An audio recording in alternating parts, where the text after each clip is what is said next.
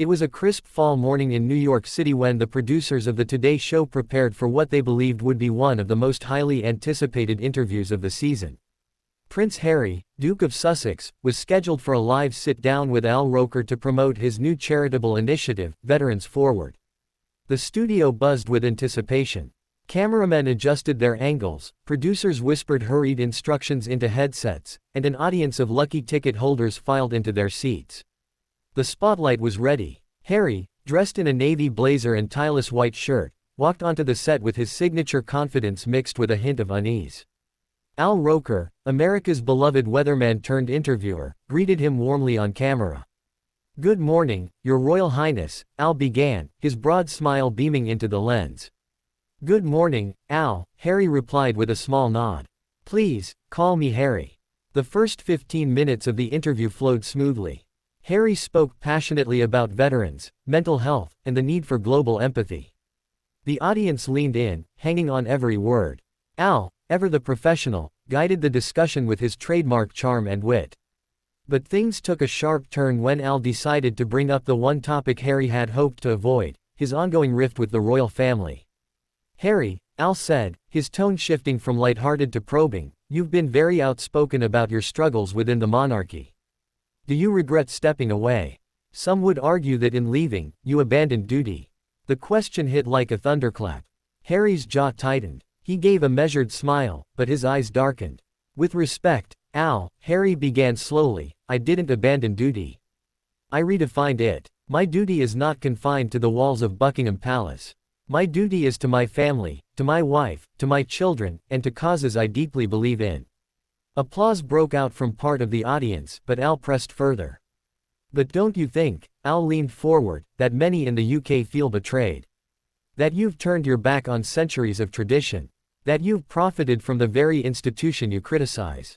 Harry's face flushed. He leaned forward in his chair, his voice growing sharper. "I'm not here to be lectured on betrayal, Al. Tradition means nothing if it suffocates the people within it. My family nearly broke me.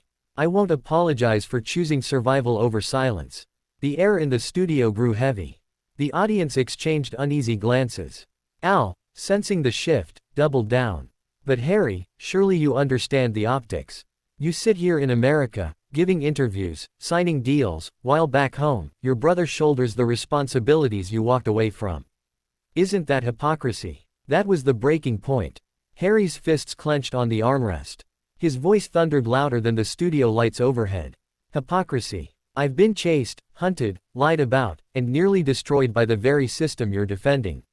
You don't know what it's like to wake up every day fearing for your wife's life because history is repeating itself.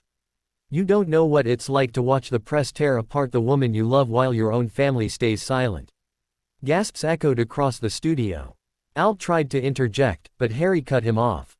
"No, Al, you don't get to sit there, with your scripted questions and your easy smile, and tell me about duty.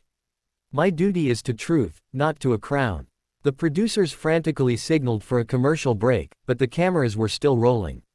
The tension had reached a boiling point. Al straightened in his chair, his face unusually stern. "Harry, if you can't respect the platform you've been given, perhaps this interview isn't the place for you." The audience froze. "Maybe it isn't," Harry shot back, rising from his seat. Al's voice was firm, cutting through the chaos. "Then you can leave, Harry. Right now." The room erupted in whispers, camera shutters, and gasps.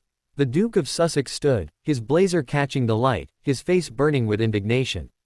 Without another word, he stormed off stage, leaving Al Roker sitting alone beneath the glare of the studio lights. The broadcast cut to an emergency commercial break. Backstage, chaos reigned. Producers argued, PR agents panicked, and the hashtag #HarryVsAl began trending on social media before the commercial break even ended. When the show returned, Al Roker addressed the audience live, his voice calm but steady. "Ladies and gentlemen, sometimes interviews don't go the way you expect. Prince Harry has left the studio, and while we regret the abrupt ending, we remain committed to honest, respectful dialogue." The audience applauded uncertainly. Some viewers at home admired Al's composure, others criticized him for being too confrontational. Meanwhile, Harry paced furiously in the green room. Meghan, who had been waiting nearby, hurried to his side. What happened? She whispered, concern etched across her face.